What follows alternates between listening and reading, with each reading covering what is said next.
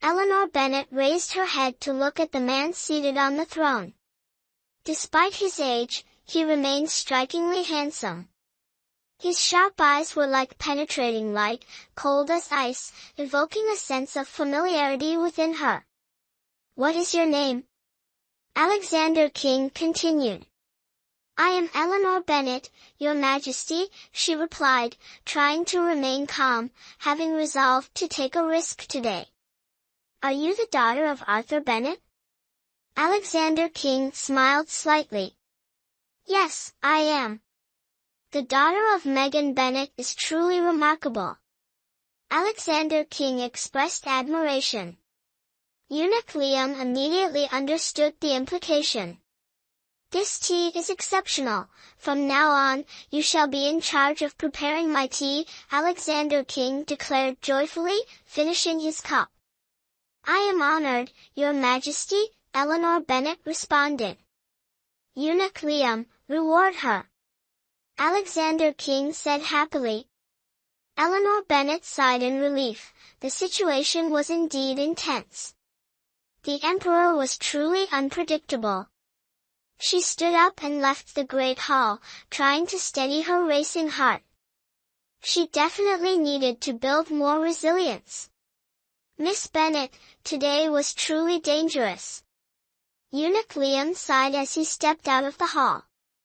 "Thank you for speaking on my behalf, Eunuch," Eleanor Bennet bowed in gratitude. "It was your tea and bravery that saved you. I cannot take credit," Eunuch Liam observed Eleanor Bennet again, noting her uniqueness.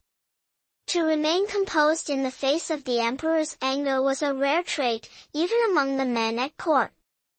"It was merely luck, but I will repay your kindness, Eunuch." Lily Traynor, the emperor has instructed that Eleanor Bennet will now be responsible for making the tea. "You must follow her orders diligently. Any mistakes will not go unpunished," Eunuch Liam warned, scrutinizing Lily Traynor as if he could see through her intentions. "Lily Traynor, remember this." Lily Traynor glanced at Eleanor Bennet. She hadn't expected that just upon entering the palace, Eleanor would receive the emperor's favor and the protection of Eunuch Liam. Truly extraordinary. Luckily, she hadn't offended her. Eunuch Liam motioned for the two to step back, then entered the inner chamber. "Eleanor Bennet, today was truly dangerous." Lily Traynor still hadn't recovered from her shock. Eleanor Bennet was too reckless today, almost implicating sister Lily Traynor. Eleanor Bennet sneered inwardly, thinking to herself that people in the palace were indeed skilled at putting on a show. "We are sisters together, there's no need for such formalities in the future." Lily Traynor feigned closeness. Eleanor Bennet knew she was only protecting herself. In this palace, if you don't plan for yourself, others will exploit you. Therefore, she didn't bother with Lily Traynor's calculations. Speaking of calculations, wasn't she also merely hoping to get through 3 peaceful years? After that, the heavens could let the birds fly high, and the seas could allow the fish to swim freely. Chapter 13, Appreciation. Eleanor Bennet gradually adapted to life in the palace. Everyone had their own responsibilities, silently understanding the warmth and coldness of their surroundings. During her off-duty hours, she rarely ventured outside. If she accidentally encountered a consort or mistress, she would have to kneel and bow, creating unnecessary trouble. "Eleanor Bennet, I am Joey Michaels." "Eunuch Joey Michaels, please come in." Eleanor Bennet poured tea and invited him in. "Eleanor Bennet, here is the ginseng you requested." Joey Michaels handed her a brocade box. "Thank you, Eunuch." Eleanor Bennet accepted the box and expressed her gratitude. "Are you using the ginseng to brew tea?" Joey Michaels took a sip of tea and asked. "Yes, the emperor reviews memorials until late at night. Brewing tea with ginseng can help him stay alert." Eleanor Bennet, you are truly thoughtful. No wonder my godfather says you are no ordinary person. You flatter me, eunuch. In recent days, Eleanor Bennet had learned a few things. Joey Michaels was the adopted son of eunuch Liam.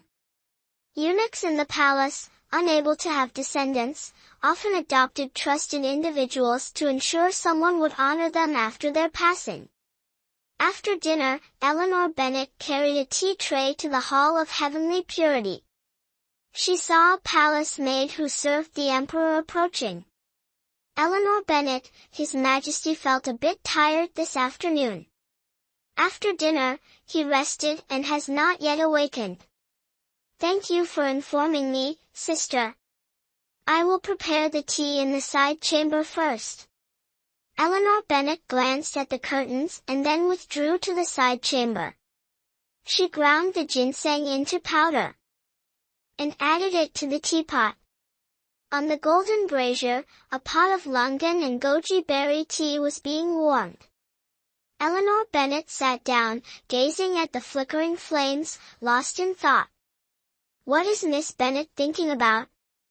Eleanor Bennet became alert and looked toward the person outside the screen. This servant greets the third prince. Eleanor Bennet recognized the visitor. It was Edward King. He wore a black robe embroidered with a coiled dragon amidst clouds. A white jade crown adorned his head, and a jade belt with several pendants at his waist highlighted his noble status. Are you well here?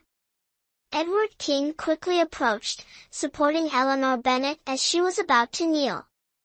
His gaze never left her beautiful face. Initially, he had planned to bring her directly to the Palace of Scenic Blossoms, but unexpectedly, she had been sent to his father instead. Thank you for your concern, Your Highness. This servant is well. Eleanor Bennet tactfully stepped back, avoiding his support. In some time, I will request Father to allow you to move to the Palace of Scenic Blossoms. Edward King looked at Eleanor Bennet with deep eyes, as if he had no intention of seeking her opinion. So, he was the owner of the Palace of Scenic Blossoms? Eleanor Bennet was slightly taken aback by his words but remained silent. Your Highness, I have been searching for you.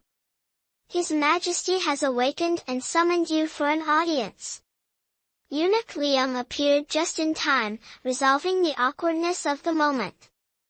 Thank you, Eunuch Liam. Edward King glanced at Eleanor Bennet before entering the inner chamber. Eunuch Liam looked at Eleanor Bennet, seemingly understanding the meaning behind the third prince's gaze at her earlier. Eleanor Bennet, prepared to serve the tea. Eunuch Liam smiled and left. After preparing the tea, Eleanor Bennet carried it into the inner chamber.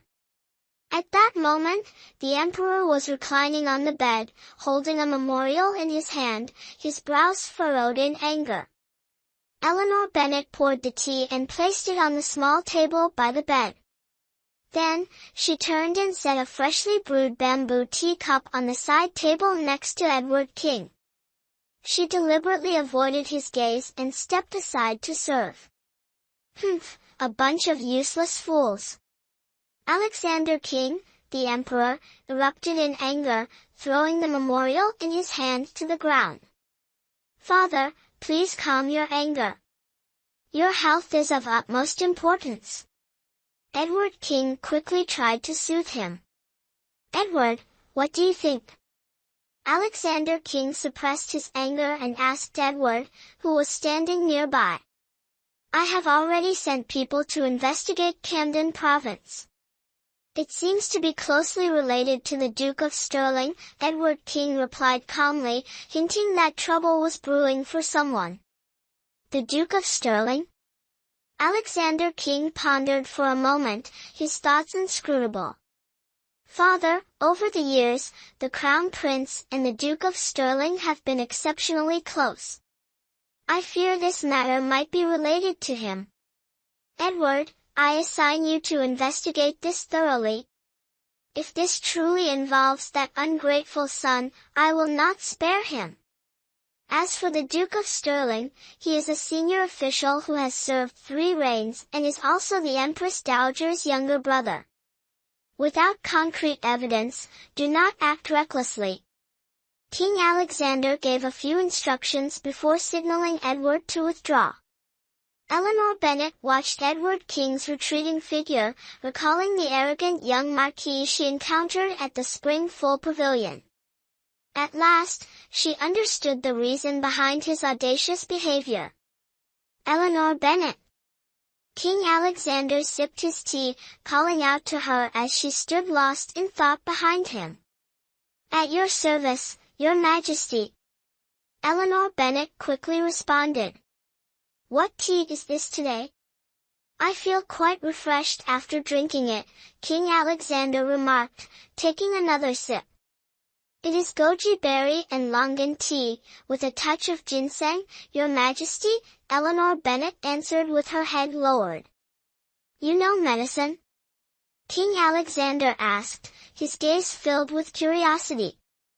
I only have a basic understanding, Your Majesty, Eleanor Bennet replied, feeling there was no need to hide it since the Bennet family was already aware of her memory loss. Your tea is excellently brewed. Go to Eunuch Liam and collect your reward, King Alexander said, motioning for her to leave. Thank you, Your Majesty. Eleanor Bennet curtsied before taking her leave. On her way out, she happened to encounter Eunuch Liam rushing into the palace.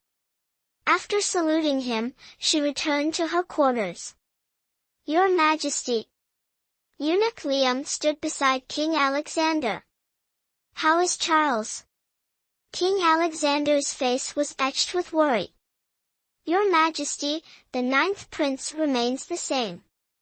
Should we summon Dr. Moore to the palace again tomorrow? Eunuch Liam asked cautiously. That would be fine. I can't rely on the useless physicians in the palace to heal Charles. Understood, Your Majesty. Order the tailor division to make a few more silk robes for the 9th prince, as winter is approaching. Charles has always been frail and cannot withstand the cold, Alexander King said with a clear expression of affection. Your Majesty, do not worry. The 9th prince's illness will surely be cured. Eunuch Liam naturally understood the 9th prince's importance to the emperor. If not for his cold-induced illness, he would have already been made crown prince. In the Hall of Morning Flowers, candlelight flickered as a pale young man lay half reclined on a bed, holding a jade hand warmer encrusted with gemstones. Occasionally, he coughed a few times. At this moment, an attendant entered from outside the palace to report. Your Highness. As you predicted, today the 3rd prince has reported matters in Kamzhou concerning the Duke of Stirling and the 1st prince. What did father say? The young man asked. His Majesty said that if the 1st prince is involved, then the 3rd prince should handle it according to national law. What about the Duke of Stirling? The young man furrowed his brow, occasionally coughing. His Majesty seems to be showing leniency. The attendant hesitated for a moment before speaking slowly. Humph. The young man was slightly angry, and the cup in his hand shattered. The Duke of Stirling dared to send assassins to kill me. If not eliminated, he will surely become a great threat in the future. The young man's eyes were filled with fury and murderous intent. Your Highness, please calm down. What about Eleanor Bennet? The young man slowly asked. Your Highness, forgive me. She was initially arranged to stay in the cloudy pavilion of the 7th princess, but unexpectedly, the Palace of Scenic Blossoms also requested Chief Steward Lee to bring her over. Chief Steward Lee handled it tactfully, not wanting to offend either side, so he sent her to the Hall of Heavenly Purity.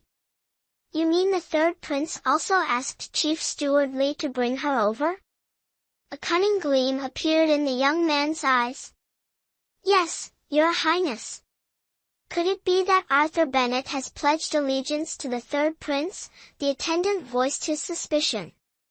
"Send someone to monitor them, and watch how the situation unfolds."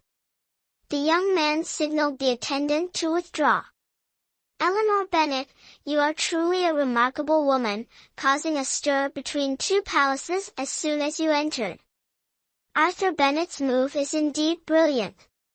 David King sneered, a chill that made others shiver. Chapter 14, Chrysanthemum Appreciation. Your Majesty, look at how beautifully the autumn chrysanthemums are blooming in the imperial gardens. Eunuch Liam accompanied the emperor on a stroll through the gardens, with Eleanor Bennett and other palace maidens following slowly behind to attend to them. "It's rare to have such a nice day today, and the chrysanthemums seem to be blooming for a long time this year." The emperor was cheerful, showing less of his usual majesty and more kindness. "Your Majesty is busy every day, and it's hard to find a moment of leisure." Eunuch Liam chimed in. "Your Majesty, since the weather is so lovely today, why not hold a chrysanthemum appreciation gathering?" Eleanor Bennett, standing behind, suggested. "A chrysanthemum appreciation gathering? That's a great idea." Alexander King turned to look at Eleanor Bennett, impressed by her novel suggestion. "Yes, I do think there are too few amusements in the palace. Eleanor Bennett's suggestion is quite welcome." Eunuch Liam, pass on my decree. Today at the hour of the rooster, a chrysanthemum appreciation gathering will be held in the imperial gardens. All princes and princesses must attend. Eleanor Bennett, you are in charge of organizing today's chrysanthemum appreciation gathering. I obey the order. Eleanor Bennett accepted the command and withdrew to make preparations. As the hour of the rooster approached, Eleanor Bennett stood in the grand hall, observing everything meticulously arranged, and smiled with satisfaction. She hadn't expected that even in ancient times, she could organize such a wonderful banquet. Eleanor Bennett, is everything ready? Eunuch Liam hurried into the hall, his eyes lighting up at the fresh decor. Eleanor Bennett, the arrangement is truly elegant. Eunuch Liam admired the hall adorned with chrysanthemums, offering his praise. Eunuch Liam, you're too kind. Everything is prepared, we're just waiting for the esteemed guests, Eleanor Bennett replied. The noble ladies will arrive shortly. You stay here to welcome them carefully, I will go invite His Majesty. Eunuch Liam cheerfully headed towards the Hall of Heavenly Purity. Eleanor Bennett also stepped inside, where Lily Traynor and a few palace maids were brewing tea. The maids outside the hall saw David King approaching from afar and quickly paid their respects. Your Highness. At ease. David King entered the hall, his eyes brightening. Today's arrangement was indeed exquisite. Big brother, you arrived. Early. Richard King's voice rang out before he appeared. Fifth brother, when did you return to the capital? David King stood up to greet Richard King. I returned last month. Eleanor Bennett heard the commotion outside but chose not to step out, merely peeking through the screen. Eleanor Bennett, is this your first time meeting these princes? Lily Traynor, standing beside Eleanor Bennett, also looked outside. I haven't been in the palace long, so yes, it's my first time. The one in light yellow robes with the gold crown is the crown prince. The one in the neatly tailored robe is the fifth prince, Lily Traynor whispered. When did you return to the palace, fifth brother? At that moment, two more people entered. Eleanor Bennett recognized one as Edward King, but the other was unfamiliar. The one in robes embroidered with dragon and phoenix patterns in gold thread is the third prince, and the one in black robes is the fourth prince, Lily Trainer continued. Eleanor Bennet looked at the fourth prince, Edward King, noticing his gentle and scholarly demeanor. The princes sat down, engaging in friendly conversation. To outsiders, they seemed to share a deep brotherly bond. Eleanor Bennet recalled the day Edward King had accused David King, which showed no sign of brotherly affection. Eleanor Bennet, shall we serve the tea now? I'll take the tray out, Lily Trainer suggested as the guests were seated, carrying several white jade cups outside. Eleanor Bennet placed a few snow lotuses into a blue and white porcelain bowl, soaking them in spring water to bloom, then added a touch of rose water. The snow lotuses immediately blossomed, releasing a pure fragrance, akin to lotus flowers after a summer rain. Eleanor Bennet carried the porcelain bowl out, instantly capturing everyone's attention.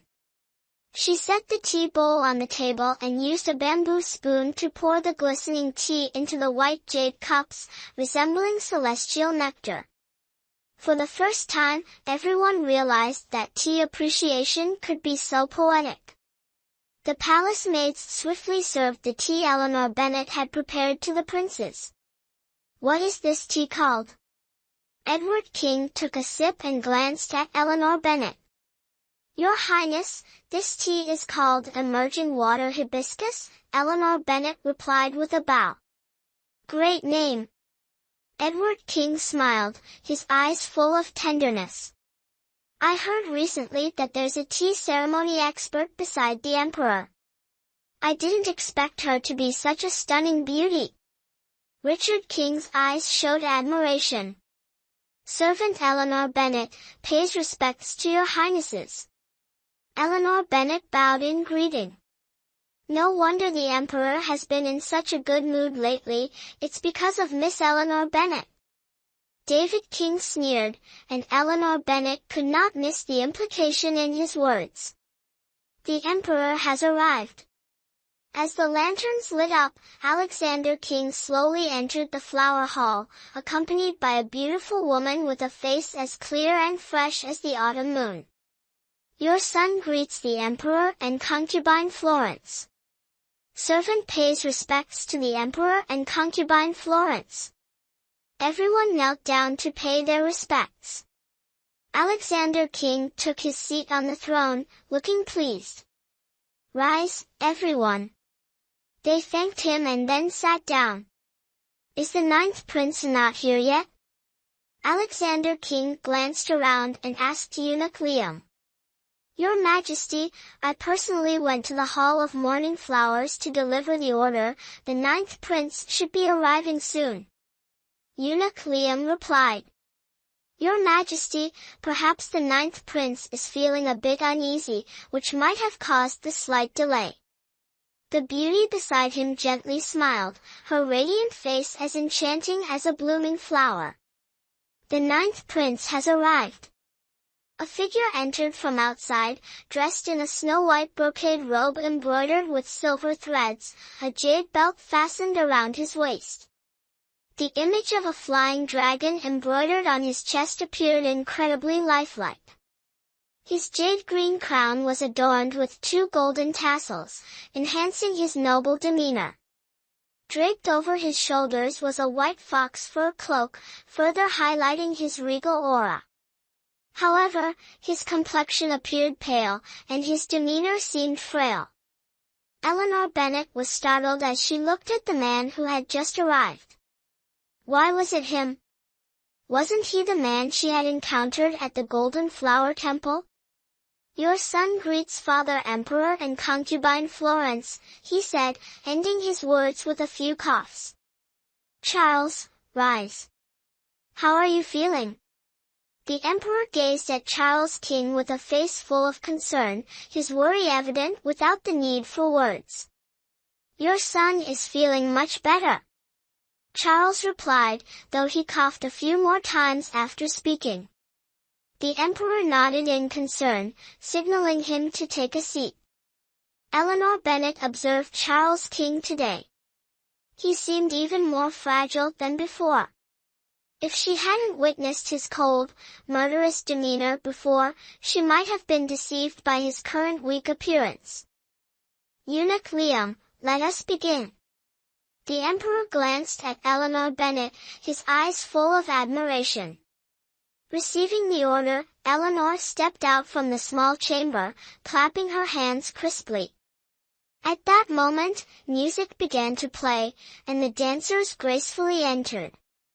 Holding chrysanthemum lanterns in their hands, they moved with elegance, resembling celestial beings descending from the heavens. The melody of Chrysanthemum Terrace captivated everyone's ears. Standing on the jade steps, Eleanor Bennet listened to the tune played on ancient zither and pipas. Though lacking modern elements, it carried a unique charm. Eleanor Bennet returned inside from the side of the floral hall but caught sight of Charles King's cold gaze, accompanied by a faint, chilling smile. Startled, she quickly hid behind a screen. However, when she peeked again, his face had reverted to its earlier frail appearance. Eleanor Bennet! Eleanor Bennet! Lily Traynor softly called her, noticing her lost in thought. Lily Traynor, my dear sister. Eleanor Bennet realized her lapse in manners and smiled awkwardly. These chrysanthemums are ready. Do we need to prepare anything else? Lily Traynor brought out the washed chrysanthemums. Place the chrysanthemums together with the snow mist tea for brewing, and that's all. Eleanor Bennet dropped a chrysanthemum petal into a teacup and poured in the pre-prepared snow mist tea. She and Lily Traynor then served the tea. Your Majesty, this is my first time tasting such a unique tea. Concubine Florence sipped delicately, her smile radiant like moonlit flowers.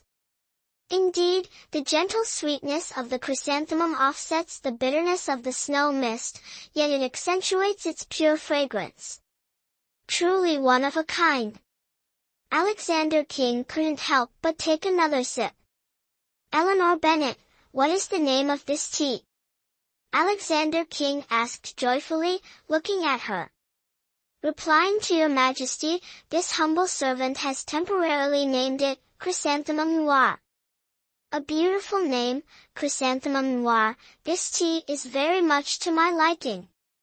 Eleanor Bennet, I wish to reward you generously, Alexander King said with satisfaction.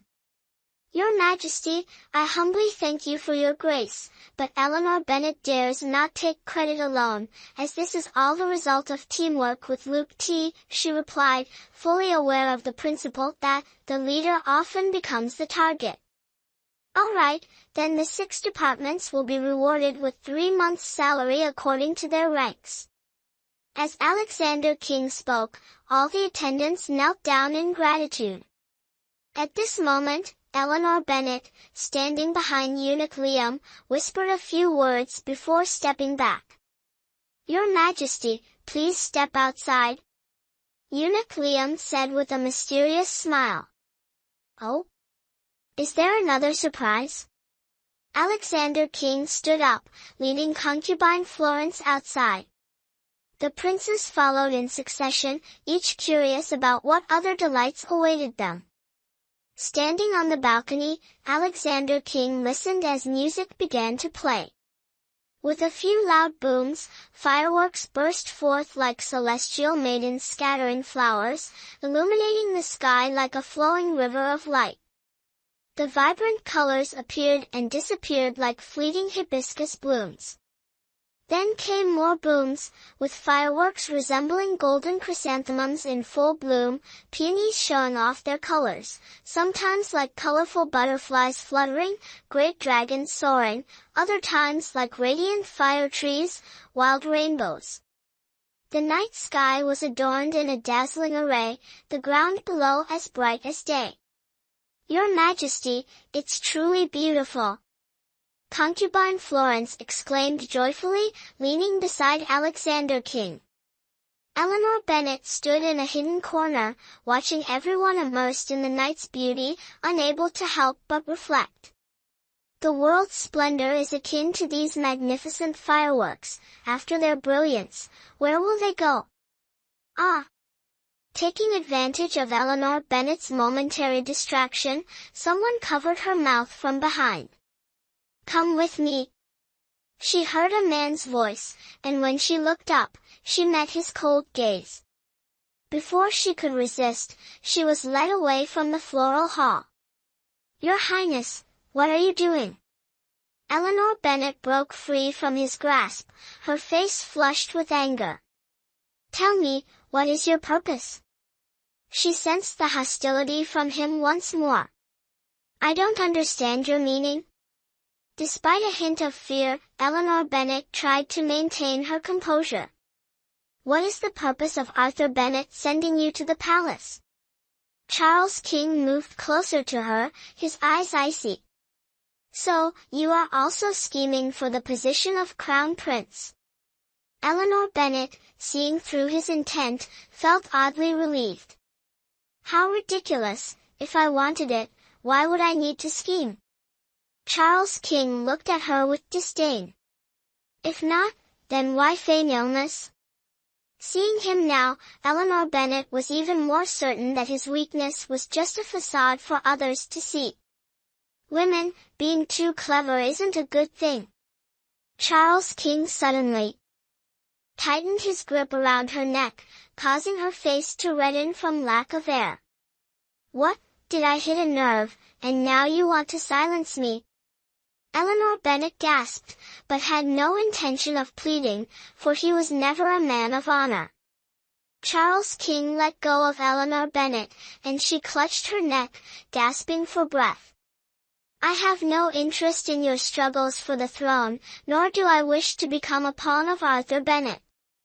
I only want to live peacefully here for 3 years and then leave this place of turmoil. Whether you believe me or not, you don't need to worry that I'll expose you." Eleanor Bennet expressed her intentions clearly, merely hoping not to become a sacrifice in political schemes. "I only believe that the dead can keep secrets," Charles King said, leaning slightly. The moonlight illuminated his figure, exuding an ethereal aura. "Now you can take my life." Eleanor Bennet stood resolutely before him, showing no fear. Charles King was momentarily taken aback. It was the first time he had seen someone face death with such calmness. And that person was a woman. She was truly remarkable, sparking his curiosity to learn more about her. Charles King turned away and disappeared into the night like water. Eleanor Bennet sighed with relief, wondering if she had just escaped a calamity. She placed her hand on her wildly beating heart, knowing she was gambling, putting herself in danger to find a way to survive. She couldn't understand why Charles King feigned illness. Considering the Emperor's concern today, he was surely the Emperor's most beloved son. If he wanted to become the Crown Prince, why engage in such unnecessary actions? Moreover, there was a genuine cold aura about him. If not illness, then how could it be explained? What did this mysterious man truly want? Eleanor Bennet's mind was filled with questions, and though she didn't want to get involved, she seemed to have been caught in this relentless whirlpool. To escape her destined fate, she needed a greater support, and that support was the Emperor. If she devoted herself to playing the role of a tea-serving maid, living peacefully for 3 years shouldn't be difficult. Eleanor Bennet didn't go to the flower hall but returned to her room. Perhaps by now, the other side had also dispersed. Lily Traynor brought Eleanor Bennet the dessert bestowed by the Emperor, but found her sitting in a daze, looking quite strange. "Eleanor Bennet, I didn't see you during the fireworks." "So you were here." Lily Traynor set down the food box, noticing Eleanor Bennet's dreamy expression. "Huh? What?" Eleanor Bennet looked up at Lily Traynor, having completely missed her question. Today, His Majesty was in a great mood and rewarded us with many gifts. Aren't you going to take a look? Lily Traynor cheerfully sat next to Eleanor Bennet. No, I'm a bit tired. If you like those things, you can have them. Eleanor Bennet forced a smile. Eleanor Bennet, at this rate, the position of chief attendant will surely be yours. I've only recently entered the palace and wouldn't dare to have such lofty thoughts. I'm just doing my duty. You may not think so, but that doesn't mean others don't. Today, you've stood out in front of His Majesty. I'm afraid Chief Attendant Lee, the managers of the 6 departments, and the ladies in the other palaces will all keep an eye on you. Lily Traynor spoke candidly, making Eleanor Bennet realize something she hadn't considered. She only thought of using the Emperor's favor to protect herself, forgetting the intrigues of the inner palace. It seemed her days ahead would be anything but peaceful. Thank you, sister, for the reminder. Eleanor Bennet quickly bowed in gratitude. I was just mentioning it casually. You should rest early. Lily Traynor smiled and left. Eleanor Bennet realized that tonight, Lily had come specifically to warn her. In the palace, everyone looked out for themselves, and for Lily Traynor to be close to the Emperor, she was certainly no ordinary person. Eleanor Bennet lay in bed, tossing and turning with worry for another sleepless night. Chapter 15, Schemes inside the Palace of Scenic Blossoms, sandalwood incense wafted through the emerald silk curtains. On a gilded red lacquered desk lay several rolls of silk paper and various paints.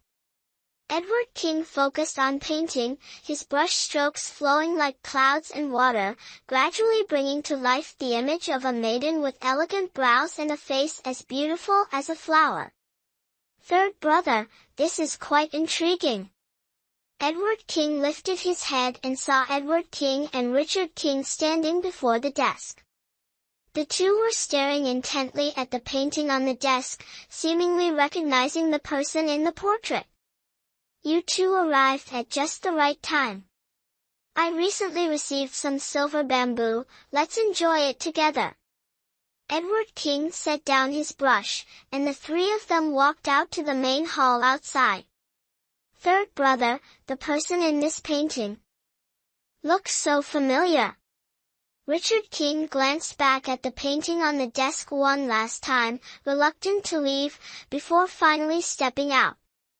Fifth brother, your eyesight is really lacking. Edward King leaned against the chaise lounge, chuckling softly. Fourth brother, if you know, then just tell me already. Richard King said, growing impatient. Edward King, seated at the chief position, merely smiled as he sipped his tea. Isn't she the beauty from Father Emperor's palace? Edward King looked at Edward King, his expression slightly puzzled. Oh, so it's her. Richard King recalled Eleanor Bennet, who had been incredibly striking during the Lantern Festival. It truly did resemble her. Could it be that this Eleanor Bennet is the one third brother has been searching for all along? Edward King said while fiddling with the jade pendant at his waist, his demeanor calm and composed. Fourth brother, I don't understand what you're saying. Richard King looked utterly confused. It's her. A flicker of tenderness appeared in Edward King's eyes. If it's her, why hasn't third brother brought her back to his own palace? Edward King asked, somewhat perplexed. It seemed he already knew she was one of the palace maidens selected this time. I've made arrangements, but I didn't expect Cloud-Veiled Palace to interfere. That Chief Eunuch Lee is known for his tactfulness and prefers not to offend anyone, so sending her to Father Emperor's palace was the safest choice. A flash of resentment appeared in Edward King's eyes. Cloud-Veiled Palace? Princess Joan Ting is currently with the Empress Dowager at Mount Cloud Top for a blessing. She's not in the palace at all. Edward King seemed to realize that the situation was not simple. It appeared that Eleanor Bennet was indeed a difficult character to deal with. Yes, I also find this strange. Edward King frowned, wondering if she had another purpose for entering the palace. Could it be Arthur Bennet? Edward King voiced his thoughts. No matter how formidable Arthur Bennet is, he can't interfere in the affairs of the inner palace. Edward King believed it wasn't the Bennet family behind this. Oh, you two are really troublesome. It's just a woman. If third brother likes her, he can simply ask father to issue an order. Richard King grew impatient as their conversation became more complex. Fifth brother is indeed straightforward. Edward King laughed. Fifth brother, if she were an ordinary person, it would be as you said, but now it's quite difficult. Edward King's eyes gleamed with cunning. Fifth brother, you really should learn more from fourth brother. Edward King understood the implication in Edward King's words. Currently, she was highly valued and trusted by the emperor, and keeping her around would require considerable effort. Third brother, Arthur Bennet's attitude is very ambiguous right now, and as for Eleanor Bennet, don't pay too much attention to her, or you might be manipulated by her. Edward King knew that Edward King wasn't one to be swayed by women, but when it came to Eleanor Bennet, he seemed a bit unsettled. Fourth brother, rest assured, I know my limits. Edward King replied coolly. Until Arthur Bennet's position was clear, he truly couldn't get too close to Eleanor Bennet. Third brother, the person who went to Camden Province has returned. Noticing Edward King's cold expression, Richard King realized he might have said too much. Edward King had always been the one he trusted the most. Oh? Any progress? Edward King asked. All the evidence points to the Crown Prince. Richard King replied. And what about the Duke of Stirling? A trace of disappointment flickered in Edward King's eyes. That old fox seems to have caught wind of something, he didn't leave a single clue. Richard King responded. Chris Carter would never let us catch him so easily. Edward King had anticipated this outcome. Third brother, if the Crown Prince falls out of favor, is it possible the Duke of Stirling will turn to support the ninth Prince, Simon? Richard King asked anxiously. I don't think so, Edward King replied calmly. Fourth brother, years ago, when concubine Violet passed away, it was the Empress Dowager who orchestrated it. The Duke of Stirling would never side with the Crown Prince. The most likely scenario is that he will support the ninth Prince. Richard King brought up the past, unaware that Edward King's face had grown darker. Edward King remained silent, knowing that his brother had inadvertently touched a deep wound. Old 5, stop talking. Edward King quickly signaled Richard King to be silent. Edward King raised his hand, rubbing his temples, recalling the tragic scene of his mother's past, feeling a tightness in his chest. Despite the passing of many years, they still hadn't been able to overthrow the Carter family. Fourth brother, prepare a petition to accuse David King. Edward King slammed his hand on the table, his eyes filled with resentment. I understand. Edward King stood up, pulling Richard King, who was standing beside him, away from the Palace of Scenic Blossoms. Eleanor Bennet was making tea in the Hall of Heavenly Purity when she heard a commotion outside. She stepped out to see Alexander King storming in angrily, followed by Edward King, Richard King, and David King. Eleanor Bennet quickly knelt down, noticing David King's slightly unsteady steps. Could it be that Edward King had already acted against him? Eleanor Bennet retreated inside, bringing out the prepared tea tray and placing it on the small table next to the master's. As she passed by Richard King, she unexpectedly saw him giving her a mischievous smile.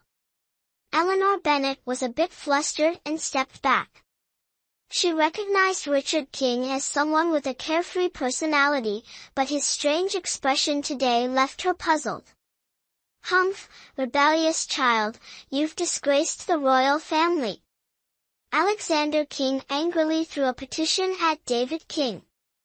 "Father, please forgive me, I am wronged." David King trembled, kneeling on the ground to plead. Eleanor Bennet glanced at Edward King and Richard King sitting calmly beside him, suddenly understanding everything. "Crime? The acts you've committed in Kamjo, I could have you executed 10 times over." Alexander King shouted at David King.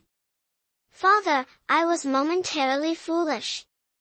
David King knew he couldn't escape and continuously kowtowed, begging for mercy. Eleanor Bennet looked at David King kneeling on the ground with disdain. Indeed, as Arthur Bennet had said, this man could achieve nothing significant. "Third brother, imprison this traitor in the royal prison, awaiting judgment. Without my decree, no one is allowed to visit."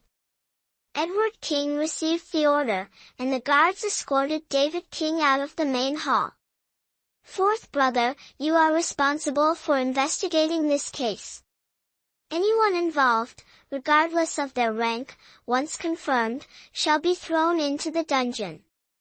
Alexander King issued strict orders, making Eleanor Bennet wonder what exactly happened in Kamjo to anger the emperor so greatly. "Everyone, leave. I need some peace." Alexander King wearily leaned on the table, signaling everyone to depart.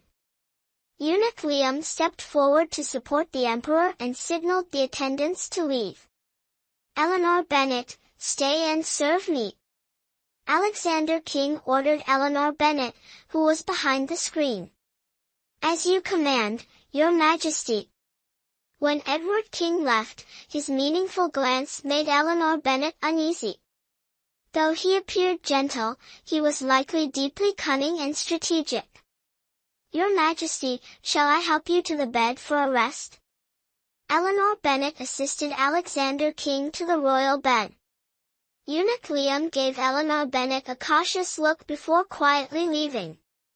"Your Majesty, I have just brewed a new type of tea. Would you like to try it?"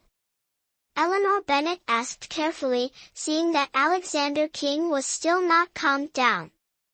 Eleanor Bennet noticed Alexander King's subtle agreement and brought tea to him. This tea has such a delicate flavor." Alexander King took a sip, seemingly calming down. "Raising a daughter like you, Arthur Bennet, is indeed very fortunate," Alexander King remarked. "His Majesty's children are all exceptional, bearing the welfare of the people.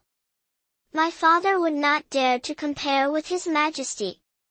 Eleanor Bennet replied skillfully, making Alexander King smile. "If they truly cared for the people, I could be at ease." A hint of regret flashed across Alexander King's face. "I am not knowledgeable about worldly matters, but I believe if a ruler governs with virtue, peace will prevail." Eleanor Bennet responded gently. Alexander King leaned back in his chair, looking at Eleanor Bennet in amazement at her understanding of royal principles at such a young age. "Your Majesty, Lady Consort Young requests an audience outside the palace." Eunuch Liam reported cautiously. "I won't see her. Tell her to return to her quarters." Alexander King replied irritably. "Your Majesty, Lady Consort Young said if you do not meet her, she will kneel outside the hall indefinitely." Eunuch Liam appeared troubled. "If she wants to kneel, let her kneel." Alexander King was slightly angry. "Your servant obeys." Eunuch Liam hurriedly withdrew. Eleanor Bennet had heard from Lily Traynor that Lady Jungfei was the mother of the Crown Prince David King, daughter of the Duke of Dinghua, and granddaughter of the Empress Dowager.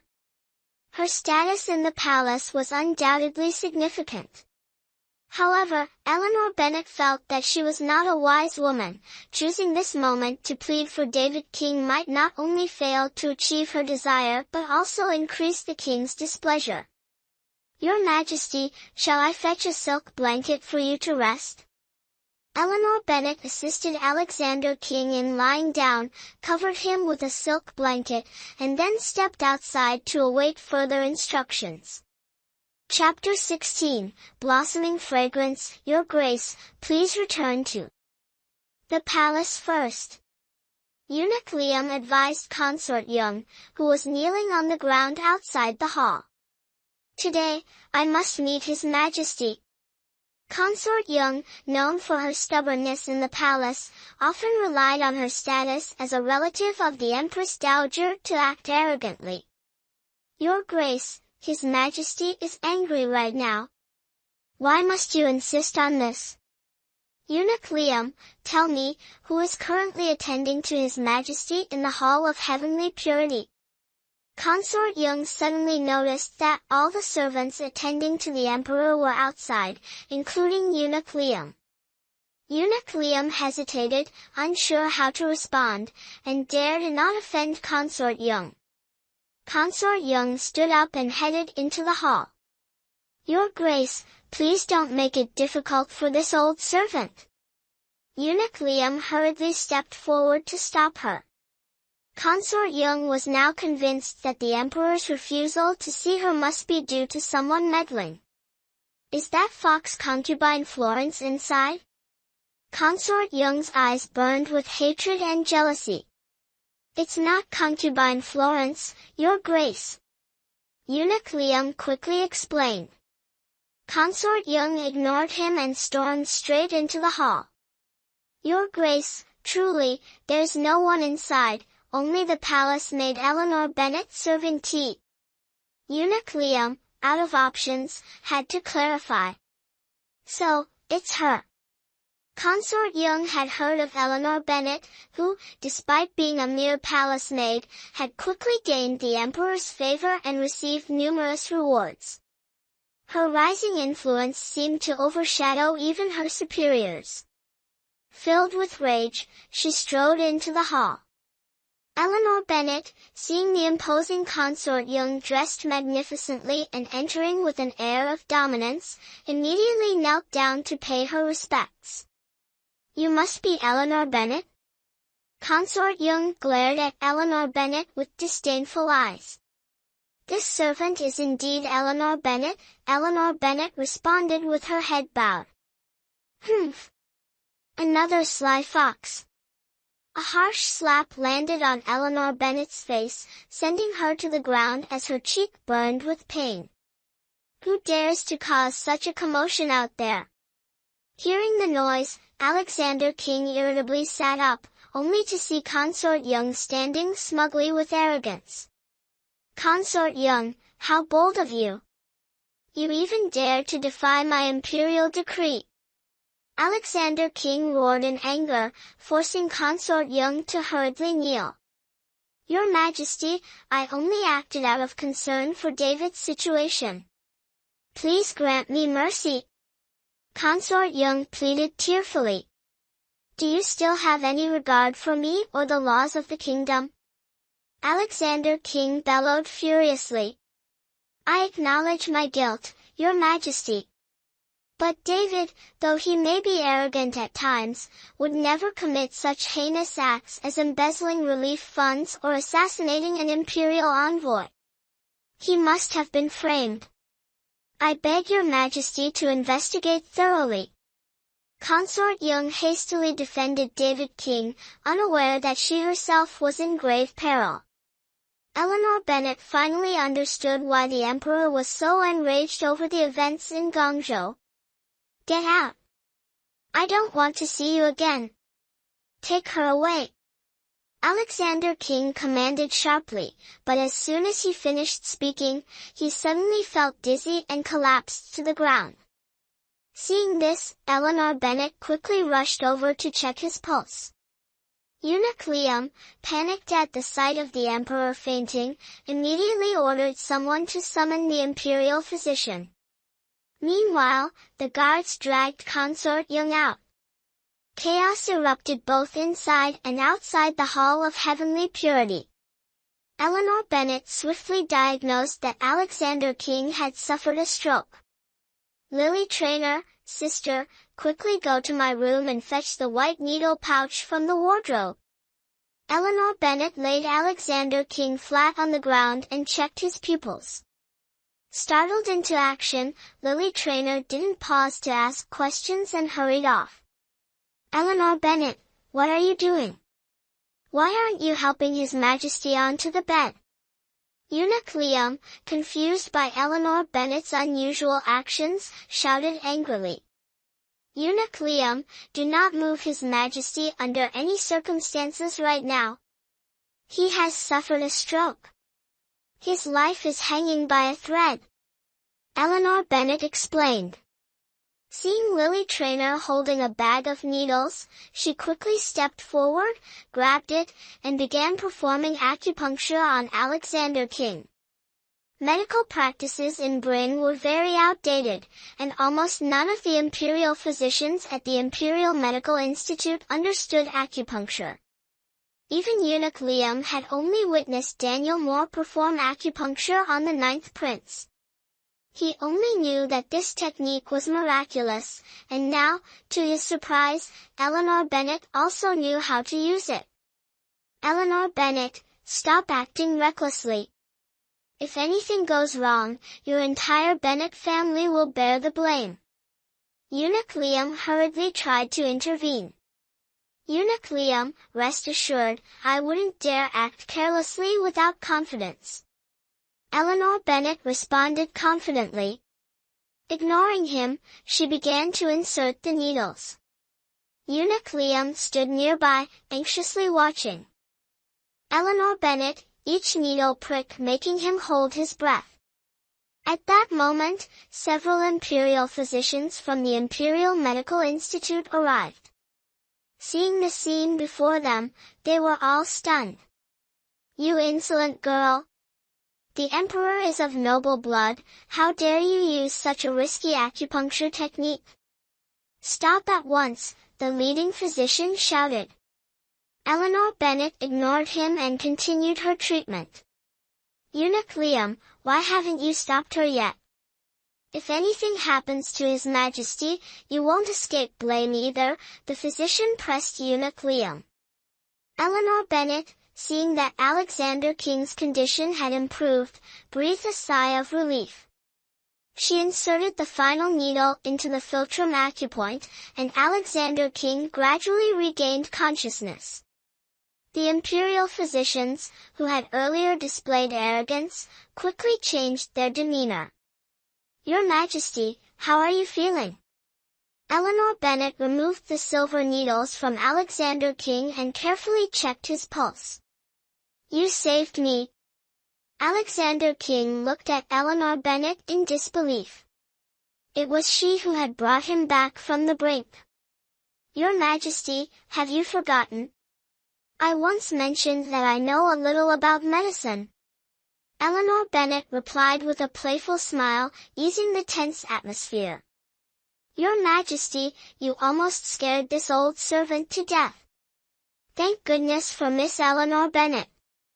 Eunuch Liam, help His Majesty lie back on the bed. Eunuch Liam quickly ordered the attendants to assist.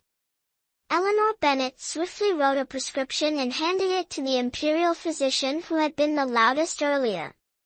Please prepare this medicine quickly, Eleanor Bennet said respectfully. The old man glanced at Eleanor Bennet with disdain, initially unwilling to take the prescription. Follow Eleanor Bennet's instructions at once, you useless fools. Alexander King commanded sternly from his bed, his expression authoritative. Yes, Your Majesty. The group, terrified, hastily accepted the prescription and retreated to fulfill the order. Eleanor Bennet, where did you learn such advanced medical skills? Alexander King asked curiously, still puzzled. Your Majesty, I'm not quite sure where to begin. Eleanor Bennet hesitated, pondering how to explain, as it was indeed unusual for a sheltered young lady of the Bennet family to possess such medical knowledge. Then start from the beginning. Alexander King seemed genuinely interested. Your Majesty, before entering the palace, this servant once fell into the water and lost consciousness. It seemed as though, in a dream, I encountered an old man with white hair holding a medicine bottle. He gave me a pill to take. When I woke up, I couldn't remember anything from before. However, strangely enough, I suddenly possessed knowledge of medical skills. Eleanor Bennet fabricated a mythical story. She had once read Brin's medical books, where they also revered Shin Nong as the king of medicine. Creating such a tale would likely be easily accepted by these ancient people who deeply worshipped deities. Your Majesty, this old servant had also heard before about Miss Bennet's family incident when she fell into the water. At that time, the palace even sent imperial physicians to treat her. Liam, the eunuch standing nearby, reported. Well, if it's taught by a divine being, having such proficient medical skills isn't surprising. Alexander King seemed to believe Eleanor Bennet's words, allowing her to breathe a sigh of relief. She couldn't help but reflect on how living in the palace was truly challenging. Eleanor Bennet, why is it that half of my body has no sensation? The emperor wanted to move but couldn't. Your Majesty has suffered a stroke, causing half of your body to lose sensation. Eleanor Bennet explained. How long until I recover? Alexander King asked worriedly. As long as I perform acupuncture daily, you should recover in just over 2 weeks. Eleanor Bennet confidently replied. Li Gong announced the decree. Eleanor Bennet, with her intelligence, talent, and exceptional medical skills, is a talent that cannot be overlooked. From today, she is appointed as a medical scholar, a 6th-rank official, managing the Imperial Medical Institute. The decree was issued, leaving everyone astonished. Your Majesty, our dynasty has never had a female official. Li Gong cautiously noted. If there hasn't been one, then we start with this dynasty. I trust Eleanor Bennet can fulfill the role. Alexander King praised as he looked at Eleanor Bennet. I thank your Majesty for your grace. Eleanor Bennet bowed in gratitude. In just one night, the news of Eleanor Bennet managing the Imperial Medical Institute spread throughout the palace. The rumors were rampant, claiming she was the incarnation of the Medicine King, unbelievably miraculous. As the first female official in Brin's history, wearing her official robes and standing on the palace's high towers, Eleanor Bennet was amazed at Alexander King's courage to break Brin's tradition by making her the first female official. She felt immense pressure, and her plan to leave the palace after 3 years seemed increasingly difficult. At present, she only felt the unpredictability of life, and the future appeared uncertain. Chapter 17, Coronation. Eleanor Bennet arrived at the Hall of Heavenly Purity to perform acupuncture on Alexander King and encountered Eunuch Liam serving outside the hall. Eunuch Liam. Eleanor Bennet greeted as she had before. Master Bennet, such courtesy. Eunuch Liam politely returned the greeting. Please just call me Eleanor Bennet. Although I no longer serve at the Hall of Heavenly Purity, I always remember your kindness from before. Eleanor Bennet said sincerely. Miss Bennet, you are truly talented, it's only natural that His Majesty appreciates you. Eunuch Liam replied with a smile. Could you please inform His Majesty of my arrival? Eleanor Bennet said with a smile. All right, I'll go right away. Please wait a moment, sir. Eunuch Liam stepped into the hall. A moment later, Eunuch Liam came back out. Sir Bennet, His Majesty has summoned you. Eunuch Liam announced. Thank you, Eunuch. Eleanor Bennet followed him into the grand hall. Upon entering the inner chamber, she saw Edward King and Edward King standing near the imperial bed. Dressed in official attire, with her feminine ornaments removed, Eleanor Bennet appeared even more striking. Both Edward King and Edward King gazed at her in astonishment. Your Majesty, this humble servant greets you. Eleanor Bennet ignored the gazes around her and knelt to pay her respects. Eleanor Bennet, I noticed today that my fingers have started to move slightly. Alexander King's face lit up with joy upon seeing Eleanor Bennet. She quickly stepped forward to examine him carefully. Your Majesty has indeed recovered remarkably well. Today, I will perform acupuncture and massage therapy for you. Perhaps it won't be long before you can get out of bed and walk again. Eleanor Bennet took out her acupuncture needles and began the treatment. Third son, how is the investigation in Camden Province progressing? The Emperor looked toward Edward King, who was standing in the distance, and asked. Father. At that moment, Edward King's attention was entirely focused on Eleanor Bennet, making him miss the Emperor's question. Reporting to Father, all officials involved in the case have been imprisoned in the heavenly prison, awaiting your Majesty's judgment. Edward King quickly stepped in to respond on behalf of Edward King. Eleanor Bennet glanced up at Edward King, who appeared distracted, and their eyes accidentally met. His gaze was tender and soft, causing her to quickly look away. Fortunately, Alexander King was engrossed in the matter of Camden Province and didn't notice anything unusual. Has that rebellious son confessed yet? Alexander King's anger flared as he thought of David King.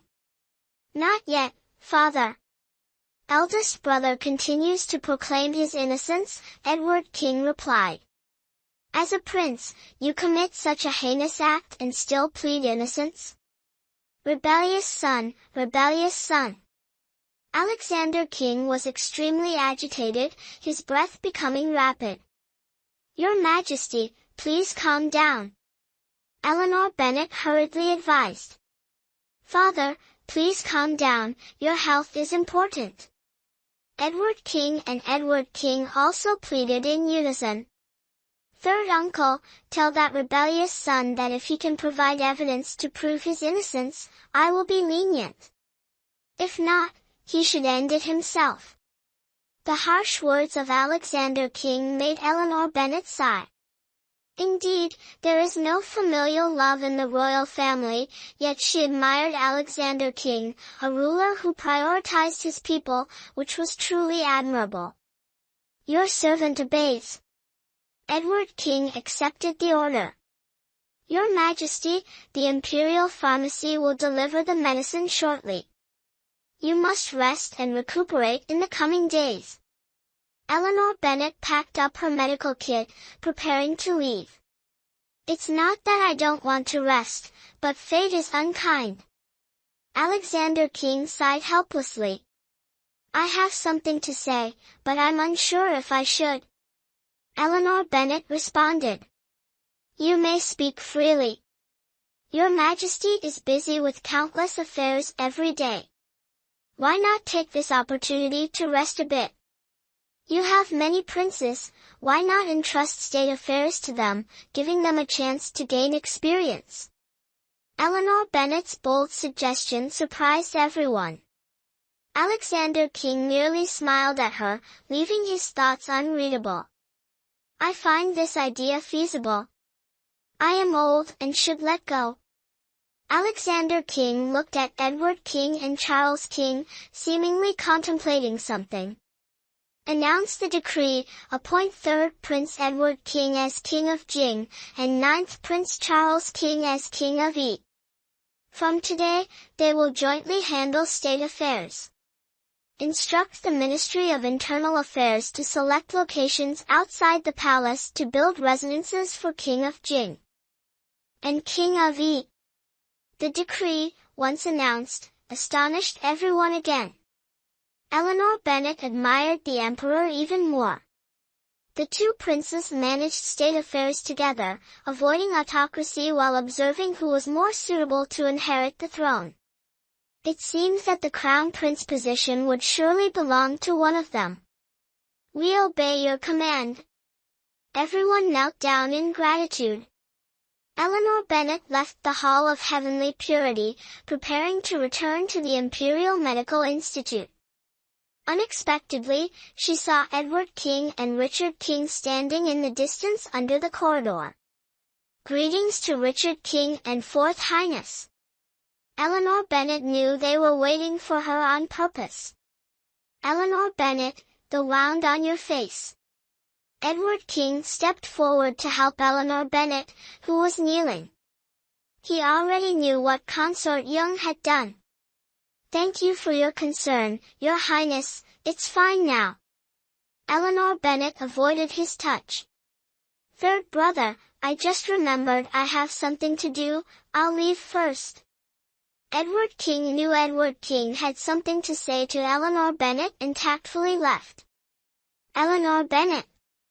Edward King grabbed Eleanor Bennet's hand, looking at her with deep emotion. Please respect yourself, Your Highness. Eleanor Bennet stepped back in panic. Eleanor Bennet, could it be that you still don't understand my feelings? Edward King was slightly frustrated. She seemed to strongly reject him. Eleanor Bennet thanks Your Highness for your assistance at the Spring Full Pavilion, but as for Your Highness's feelings, I'm afraid I cannot accept them. She had witnessed the cold-heartedness of the royal family, and besides, he was not the one life, one love, one partner she sought. Could it be that you already have someone in your heart? Edward King hadn't expected Eleanor Bennet to reject him so bluntly, feeling somewhat unwilling to accept it. Your Highness, we are worlds apart. Your Highness's kindness, Eleanor Bennet truly cannot accept. Eleanor Bennet didn't wish to prolong this any further and made her farewell with a bow. I will not give up. If you desire the position of Crown Princess, I will grant it to you. Your Highness is so certain, are you sure the position of Crown Princess is yours to give? Eleanor Bennet sneered coldly. Perhaps many women coveted the title of Crown Princess, but she had no interest in such a cold and desolate status. I am determined to attain it. Edward King appeared very confident. Eleanor Bennet fails to understand, sacrificing fatherly love and brotherly bonds for such a position, is it truly worth it? Eleanor Bennet cast a cold glance at Edward King before swiftly leaving. She left Edward King somewhat bewildered. Just what kind of woman was she? A woman with a mind full of schemes, yet carrying a serene and detached nature, far removed from worldly desires. She was like a riddle, captivating his thoughts and his emotions. Charles King received the imperial decree appointing him as Duke of Wing, yet he showed no particular joy. His face remained cold and unreadable, making it impossible to discern his thoughts. Your Highness, this old servant takes his leave. Eunuch Liam prepared to depart and return to the palace to report. This 9th prince was famously aloof, his thoughts even more unpredictable and ever-changing. Suffering from a chronic cold illness, he seldom participated in court affairs, yet he was especially favored by the emperor.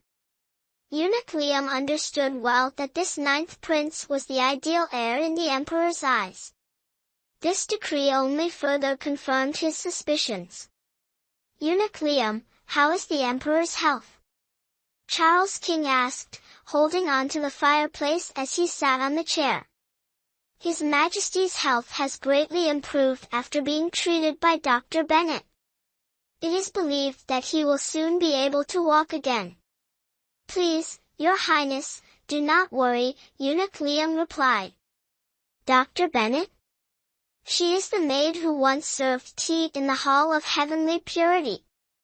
Lord Bennett possesses exceptional medical skills and saved His Majesty during a critical moment. The Emperor has issued a decree promoting her to the rank of scholar in the Imperial Medical Institute, Eunuch Liam explained. Charles King recalled the righteous woman from that night. Indeed, she was no ordinary person. Seeing Charles King's face grow even colder, Eunuch Liam quickly excused himself and left. Charles King sat alone in the dimly lit hall, sipping tea. Not far from the bed, the flickering firelight illuminated his unparalleled features, but it only made him seem more lonely and desolate. At that moment, a palace attendant hurriedly entered from outside the hall. Your servant greets Your Highness, the Prince. The attendant bowed respectfully. Have the investigations been thoroughly completed? Charles King asked emotionlessly. The first prince has been imprisoned in the heavenly prison. His Majesty has ordered King Edward to oversee the interrogation. Get to the point. Charles King replied impatiently. It seems the first prince possesses something the Duke of Stirling desires, the attendant responded. Oh? That fool isn't completely brainless after all. Charles King sneered coldly. Send someone to watch over the heavenly prison.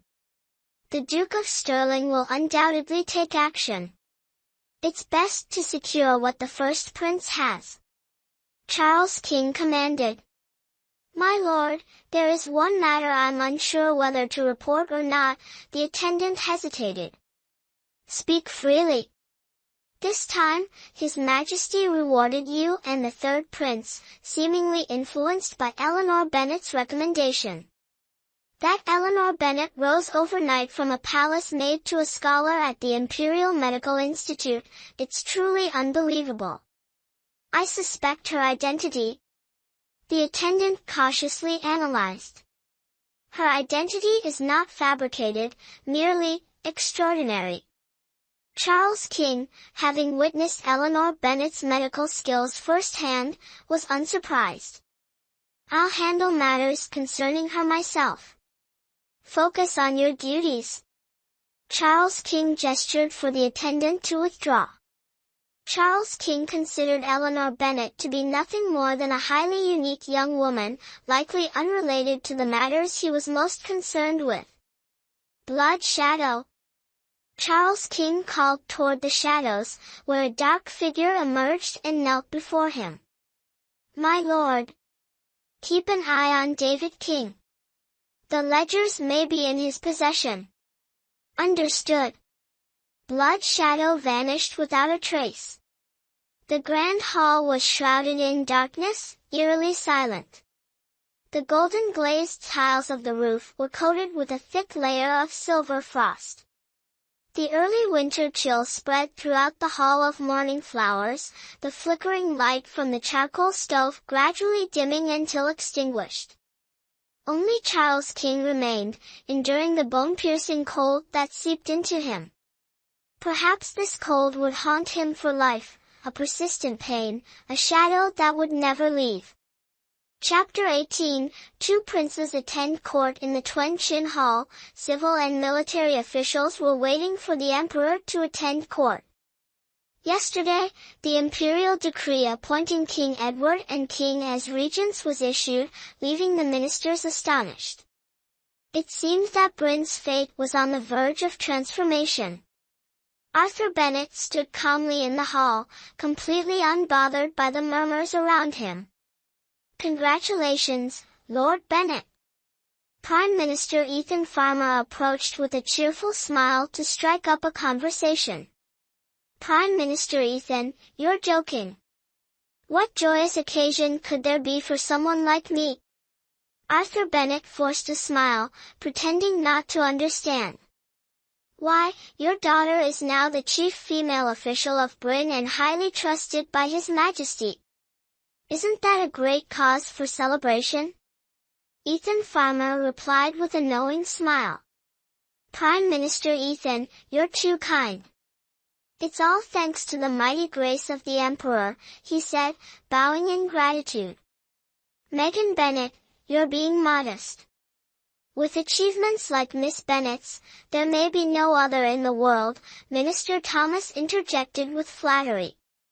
Indeed, Sir Bennet has a remarkable way of raising his daughter. Several other ministers chimed in agreement. Arthur Bennet felt delighted inside but maintained a humble demeanor. Eleanor Bennet's performance at the court truly exceeded his expectations.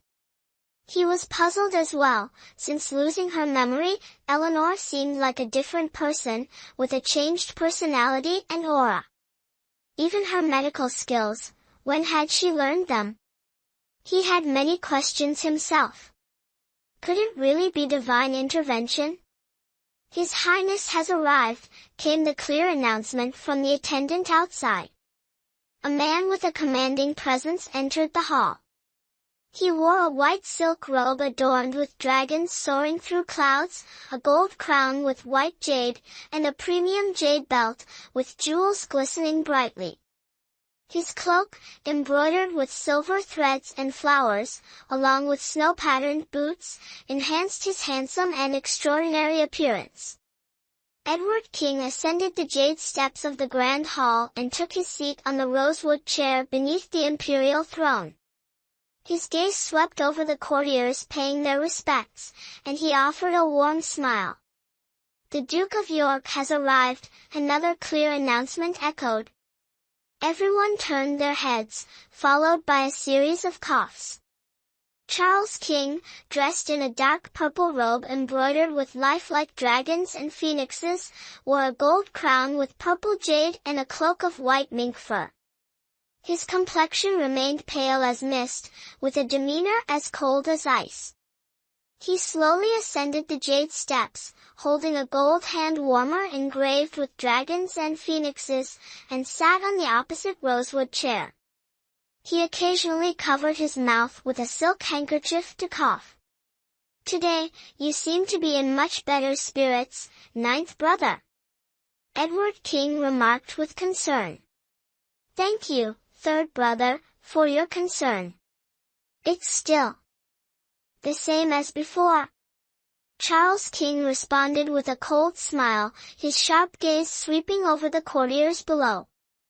We pay our respects to your Highness, the Duke of York. May your Highness live for 10,000 years. Amidst the resounding cries of the courtiers, Britain opened up a new chapter. Everyone understood that the upcoming battle for the throne would undoubtedly be a fierce contest between the two princes seated above. Their choices would determine their future careers and prosperity. A single misstep could not only cost them their positions but might also endanger their lives.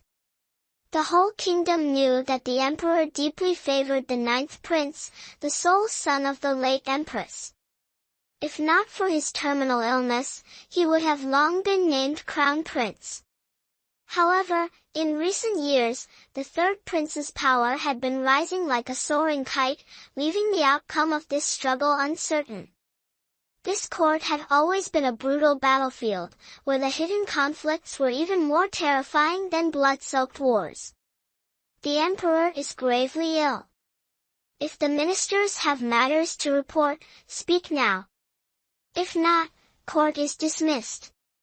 Edward King cast a glance at Charles King, whose expression remained icy, and frowned slightly. As you command. The courtiers responded in unison. Prime Minister Ethan, the triennial imperial examination is approaching. Have the preparations been made? Charles King directed his gaze at Ethan Farmer, who stood respectfully below, his tone calm yet composed. Your Highness, everything is in preparation. Ethan Farmer was startled. He always felt that the Duke was not as weak as he appeared. This year, why not let Megan Bennett oversee the examinations? What do you think, third brother? Edward King was surprised that Charles King suddenly brought up the exams and even boldly suggested Arthur Bennett. Could it be because of Eleanor Bennett? Edward King recalled Eleanor Bennett's words that day, along with her indifferent attitude towards his feelings. Doubt began to rise in his heart. Was Eleanor Bennett deliberately placed beside the king by the ninth prince? Megan Bennett is a top scholar, ninth brother, you have a keen eye, Edward King agreed nonchalantly. I will give it my all. Arthur Bennett was also taken aback. The Duke's obvious favoritism might not bode well. If there's nothing else to present, court is adjourned. Charles King coughed a few times, appearing unwell. Third brother, I'm not feeling well, so I must excuse myself. Farewell, Your Highness. Charles King glanced at Edward King sitting on the throne and, under the watchful eyes of everyone, left the hall. Edward King's eyes were filled with envy. From a young age, Charles King had always been proud, aloof, and fearless. The king's favoritism towards him only fueled Edward's resentment. Was it just because he was the queen's son? Or because he had an incurable disease? Fate seemed fair, afflicting him with a chronic illness, tormenting him with cold poison for life. After the court session, Edward King immediately summoned James King and Richard King. They hurried to the Palace of Scenic Blossoms, finding Edward King with a gloomy expression, sitting on the bed. Third brother, are you still troubled by what happened in court? James King, upon sitting down, knew Edward King's worries were undoubtedly related to the Bennett family. Do you think Arthur Bennett is with the ninth prince? In truth, Edward King didn't want to believe Arthur Bennett had allied with the ninth prince. If that were true, he and Eleanor Bennett would become adversaries. He wasn't lacking in women, but Eleanor Bennett was the only one who could touch his heart. How could he let someone else have the person he cherished? Third brother, your concern for Arthur Bennett is surely because of Eleanor Bennett. James King felt uneasy. He worried that Eleanor Bennett might become Edward King's fatal weakness. Those destined for greatness must not be ensnared by romantic feelings. Third brother, I feel like today's events were deliberately orchestrated by Old Ninth for us to witness, Richard King remarked while examining a red coral statue in the hall. Fifth brother, why do you think so? Edward King asked. Old Ninth is testing us because he isn't sure if Arthur Bennett is one of our people or not. The strange thing is, Eleanor Bennett stands out so much that even Old Ninth is wary of her. This testing the waters tactic of his is indeed clever. Richard King seemed quite fond of the red coral statue before him, turning it over repeatedly to admire it. Fifth brother, it's rare for you to have such sharp insight. Edward King teased as he stood beside him. Old Ninth is inherently cunning, there's no way he'd easily expose his own people, Richard King said, clearly well acquainted with Charles King's ways. Fifth brother, you make a good point.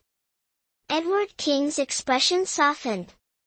Based on Old Ninth's usual methods, things were indeed unlikely to be that simple. Third brother, where did you get this treasure? Richard King shifted the topic, his gaze fixed on the red coral.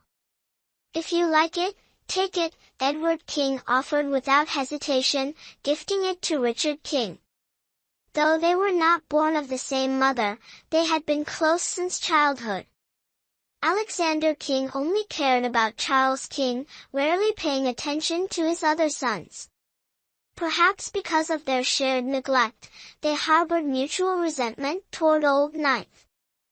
Third brother, now that you and old ninth are jointly managing state affairs, this is an opportunity for us. If we can gain the support of more court officials, the position of crown prince will surely be yours, Edward King hinted, but refrained from saying more. Fourth brother, are you suggesting that third brother should ally with the Duke of Stirling? Richard King bluntly voiced Edward King's unspoken thoughts. Third brother, the first prince has already fallen out of favor. The most powerful faction in court now belongs to the Empress Dowager's family, the So clan. With their support, even if father favors old ninth, he won't be able to do much. Edward King analyzed the situation, hoping his brother would temporarily set aside his grudge against the So clan. I'll think it over carefully, Edward King replied, signaling the two to leave. The enmity over his mother's death was irreconcilable, but fourth brother's words were not without reason. The influence of the So clan could not be underestimated. Meanwhile, Eleanor Bennet was at the Imperial Medical Institute reviewing diagnostic records of the palace residents. Most were minor ailments. Living on tonics daily without illness would indeed be unusual. Eleanor Bennet organized the disordered records on the table, preparing them to be returned to storage. At that moment, she pulled out a record from the Palace of Scenic Blossoms. The worn cover suggested it was quite old. Palace of Scenic Blossoms? Wasn't that Edward King's residence? Eleanor Bennet opened it and found it to be the medical records of concubine Violet, Edward King's mother. Skimming the first few pages revealed nothing unusual, just routine diagnoses. But as she flipped to the last pages, she discovered something peculiar. Eleanor Bennet couldn't understand how someone seemingly healthy could suddenly pass away within just 3 days. Eleanor Bennet continued to search through the older medical records beneath the bookshelf and discovered a peculiar one. It was written in golden ink, identical to the color associated with Alexander King. Carefully flipping through the pages, she realized it was the medical file of the Empress. As she turned to the final pages, she noticed an astonishing similarity to the records of concubine Violet. Could there be a hidden truth behind the deaths of the Empress and concubine Violet? A chill ran down Eleanor Bennet's spine. Both women, who had borne heirs within the palace at different times, had died from the same cause. If this wasn't a conspiracy, what else could it be? Eleanor Bennet recalled hearing rumors upon entering the palace that the emperor had once adored concubine Violet to the extent of considering her for the position of empress. Tragically, her youthful beauty was cut short, and she passed away untimely. Later, the emperor wed the princess from the southern kingdom of Valdora, who became the empress and the mother of Charles King. Alexander King cherished her even more deeply than concubine Violet. Yet, she too met an early demise. Why did the two women most beloved by the emperor share such a fate? And what was the story behind the cold energy within Charles King's body? Eleanor Bennet realized this could not be mere coincidence, it was undoubtedly a conspiracy. Would the mastermind behind this scheme strike again? It seemed their target was always the emperor's favored consorts, all of whom left behind heirs. Eleanor Bennet looked at the two medical records, her resolve firm to uncover the one responsible for this plot. Lady Bennet. A palace maid waited outside the door. What is it? Eleanor Bennet tucked away the records and asked. A message has just arrived from outside the palace. It says that Lady Bennet's mother is gravely ill. Lady Bennet, they hope you can return home to visit her when you have the time, the maid replied with her head lowered. Lady Bennet's mother, gravely ill? Eleanor Bennet couldn't help but feel suspicious. No longer bound by palace duties, she was free to return home. It wasn't surprising that Arthur Bennet would send someone to deliver the news.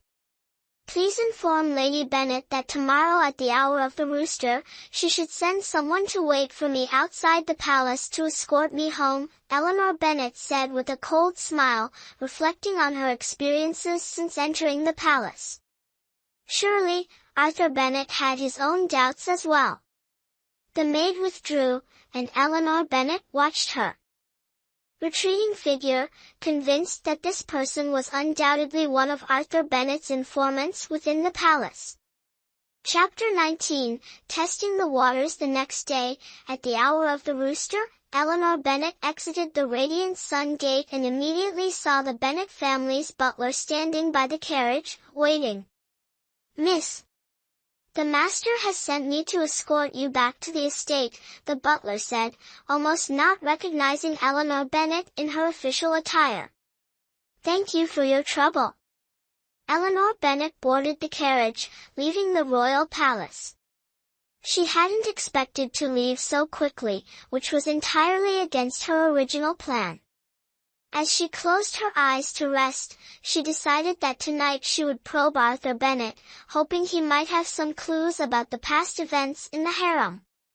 "Miss, we've arrived." The carriage came to a stop, and the butler announced from outside. Eleanor Bennet got off the carriage and saw Arthur Bennet and Mrs. Bennet waiting in front of the estate. The entire Bennet family estate was brightly lit, as if they were especially welcoming her. "Eleanor greets father and mother." Eleanor Bennet stepped forward and bowed. "I never imagined my Eleanor would don official robes, truly a dragon among men," Mrs. Bennet said, hardly believing her eyes until she saw the embroidered crane on Eleanor's attire, confirming it was all real. "Madam, let's bring Eleanor inside to rest." Arthur Bennet seemed extremely pleased, surely feeling that their ancestors were watching over them. Everyone surrounded Eleanor Bennet as they entered the estate, with the entire Bennet household in high spirits. Eleanor Bennet chatted briefly with Mrs. Bennet before returning to her room. Clara Young was eagerly waiting outside. Miss. As soon as she saw Eleanor Bennet, she joyfully ran to greet her. "Clara Young, how have you been lately?" Eleanor Bennet asked, equally delighted. "Miss, Clara Young has been well." Clara Young couldn't help but reach out to touch Eleanor's official attire. "Miss, are you really the chief female official of Bryn now?" Clara Young still couldn't quite believe her eyes, her face beaming with a bright smile. Yes. Let me bathe and change first, all right?" Eleanor Bennet playfully pinched Clara Young's cheek. "Miss, the water is ready." Clara Young followed Eleanor Bennet into the room, assisting her with the bath. As Eleanor stepped into the flower-filled tub, her fatigue began to melt away. "Miss, was it good in the palace?" Clara Young asked while helping Eleanor undress. "Good, of course, it was good." Eleanor Bennet replied, eyes closed, leaning against the tub to rest. "Now that you're no longer a court lady, you can visit home more often. Madam won't have to shed tears missing you," Clara Young said while brushing Eleanor's long black hair. "Clara Young, did mother often cry while I was in the palace?" Eleanor Bennet asked, stepping out of the bath. In the Bennet family, her mother was the only one she couldn't stop worrying about. "Yes, Madam often cried quietly," Clara Young replied, helping Eleanor dress, her natural beauty shining brightly. Eleanor Bennet arrived at the hall, where the maids stood attentively on either side. Arthur Bennet and Lady Bennet were waiting for Eleanor to join them for dinner. "Father, Mother." Eleanor beamed as she sat down next to Lady Bennet. "Eleanor, I still prefer you in women's clothing." Lady Bennet expressed her delight. "Mother, I'll make sure to wear dresses whenever I come home." Eleanor playfully promised Lady Bennet. My dear, Eleanor must be hungry, let's start the meal. Arthur Bennet said, serving Eleanor a piece of fish. The warm and harmonious family scene made Eleanor cherish such moments. After dinner, Eleanor accompanied Lady Bennet to the Buddhist temple, then proceeded to the study to find Arthur Bennet. Father! Eleanor called out as she entered, seeing Arthur Bennet bent over his desk. Eleanor, have a seat. Arthur Bennet put down his pen and sat beside her. Eleanor, is the Emperor's health still good? Arthur Bennet inquired, knowing Eleanor was the Emperor's chief physician. The Emperor has recovered very well.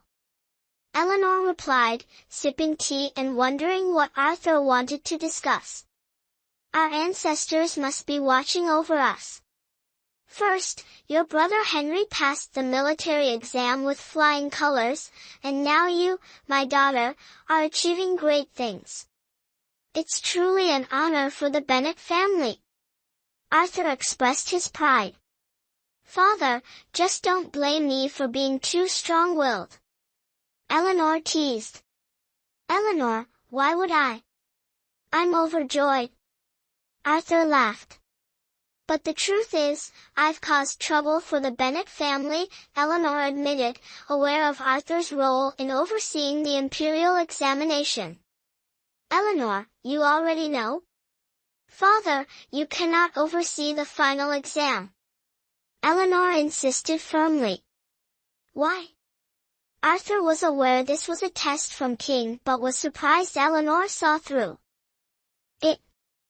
If you oversee the exam, it would put you in a difficult position. I believe you understand Prince Dika's intentions, Eleanor stated, determined to protect the Bennet family. Of course, I know, but I haven't figured out a solution yet, Arthur frowned. How about retreating to advance? Eleanor suggested, having thought of a plan. Eleanor, you already have a strategy? Arthur was a bit astonished. Eleanor shared her ideas, and Arthur nodded in approval. Eleanor, if you weren't my daughter, you'd surely be a prime minister. Arthur couldn't help but admire her insight. Father, there's something I want to ask. Eleanor said, thinking of concubine Violet and the Empress, suspecting Arthur might know something. Go ahead, Eleanor. Father, do you know why concubine Violet and the Empress passed away in the past? Eleanor, why are you suddenly asking about this? Arthur Bennet's expression turned serious, as if he didn't want to discuss the matter. I was just reviewing some old medical records and happened to come across the cases of concubine Violet and the Empress, so I got a bit curious. Eleanor Bennet smiled lightly, feigning indifference. Eleanor, the matter of concubine Violet and the Empress is taboo in the palace. Remember not to bring it up again. Arthur Bennet spoke sternly. Father, is there truly something hidden in this matter? Eleanor Bennet realized her suspicion might be correct. In the harem, there's never a clear right or wrong. You've escaped the cage, don't invite trouble upon yourself. Remember, from now on, act wisely in the palace and don't meddle in unrelated affairs. The matter of the Empress and concubine Violet is not to be mentioned again. Arthur Bennet's warning gaze made Eleanor Bennet understand she wouldn't get answers from him. Yet, it only confirmed her suspicion that a powerful force was behind this. Looking across Bryn, aside from the Emperor, only the influential So family could have such capability. But what was their motive for harming the harem? Could it simply be a struggle for favor? The fog grew thicker, hiding the truth, yet bringing her closer to the answer. Eleanor Bennet left the study, gazing at the crescent moon above. The moonlight poured down like gentle autumn water, carrying the chill of the night breeze, reminding her of someone. That person's demeanor, their somber aura, mirrored the night. And like this night, it was filled with a vague sadness. Eleanor Bennet knew she must be crazy. How could a solitary, proud person like David King evoke such melancholy? Yet every time she met him, an unnamed sadness arose in her heart. Lord Bennet. Eleanor Bennet was lost in thought, unaware of the shadow beside her. It's you. Eleanor Bennet recognized the newcomer. The prince requests your presence. Blood Shadow said, then swiftly carried her onto the rooftop, disappearing into the night. Chapter 20, Moon in the Water. Blood Shadow led Eleanor Bennet to a bamboo forest, where a faint glimpse of a bamboo house could be seen in the distance, with dim lights flickering inside. Master Bennet, the prince is inside. Here is the needle pouch for you.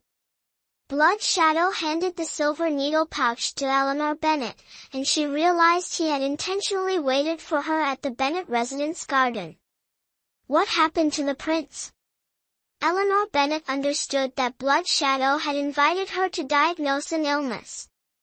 The prince has been poisoned by cold toxins, and Dr. Moore is not in the capital. I had no choice but to presumptuously invite you here. Please forgive any rudeness. Eleanor Bennet knew he was anxious to save his master, so she did not blame him. Cold toxins? Your prince has been poisoned? Eleanor Bennet still couldn't fully comprehend the cold aura lingering within Charles King's body. She didn't expect it to actually be poison.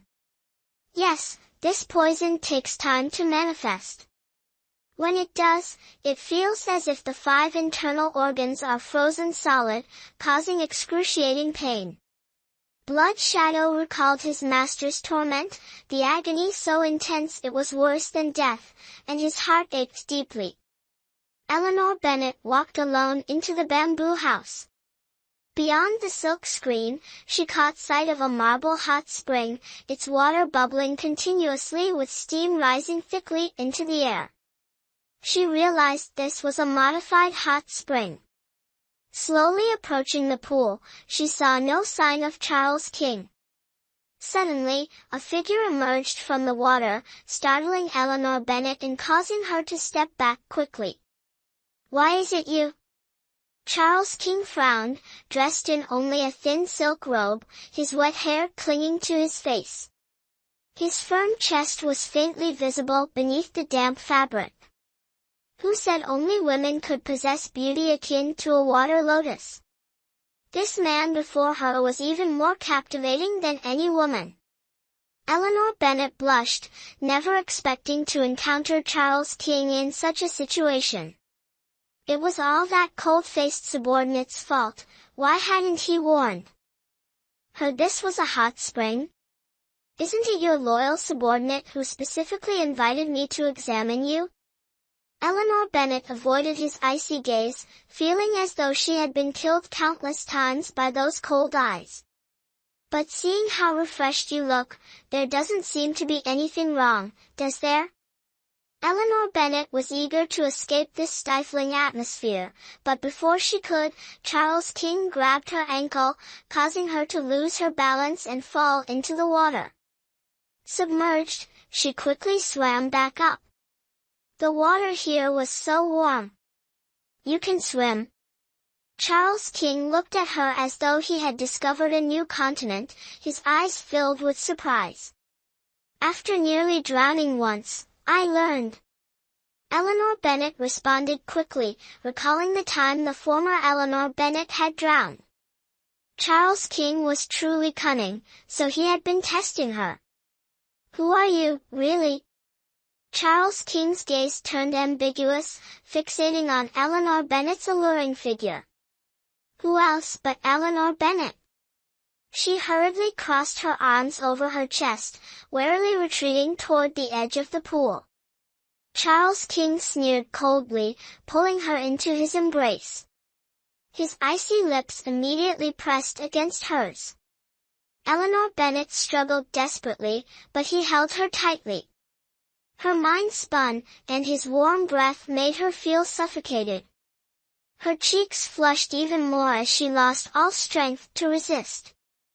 Suddenly, Charles King seemed to be in great pain and released Eleanor Bennet. She pushed him away and swam toward the shore of the lake. Turning back, she couldn't see Charles King anywhere. Eleanor Bennet was horrified. Had he drowned? His pained expression earlier didn't seem fake. Taking a deep breath, she dived underwater and saw Charles King slowly sinking. Eleanor Bennet grabbed him and pulled him to the surface. His body was cold as ice. Even while immersed in this hot spring, there was no warmth to be felt. At this moment, Charles King had fallen unconscious. Was this the onset of the cold poison? Eleanor Bennet mustered all her strength to drag him to the shore. She noticed a soft bed behind a thin curtain and dried him off before laying him down, covering him with a snow-patterned silk quilt. Then, she returned to the water to retrieve her fallen acupuncture bag. She removed her soaked outer garment, leaving only a thin watercolored undergarment and a silk skirt. At this point, she didn't care about anything else. Saving his life was the priority. After all, in modern times, dressing like this wouldn't be unusual. Eleanor Bennet quickly prepared her needles and began administering acupuncture to relieve Charles King's pain. Carefully checking his pulse, she discovered a strange poison that didn't take one's life but left the body icy cold. She noticed the cold energy in his body seemed to have subsided significantly. After applying needles to a few critical points, Charles King gradually regained consciousness. "You're fine now. I'll be leaving." Seeing his complexion improve, Eleanor Bennet assumed there was no longer a problem and spoke. Charles King slowly sat up, leaning against the soft velvet cushion, his gaze lingering on Eleanor Bennet. "You saved me." Charles King smiled, but his expression quickly returned to its usual coldness. "I didn't want to save you," Eleanor Bennet replied, reaching for the cloak on the rack. After all, she couldn't leave in her current state. Charles King saw her intention and swiftly pulled Eleanor Bennet back onto the bed. Off balance, she fell onto him. "If you keep staring, I'll gouge your eyes out." Eleanor Bennet glared furiously at Charles King, who was grinning mischievously, his gaze fixed on her nearly exposed chest. "You're the one seducing me." Charles King flipped their positions, pinning Eleanor Bennet beneath him. She struggled desperately. "Wouldn't it be better to be my woman?" Charles King whispered softly into her ear. It was the first time he felt the desire to possess a woman. His father had once suggested taking a consort for him, but he had always refused, citing his frail health.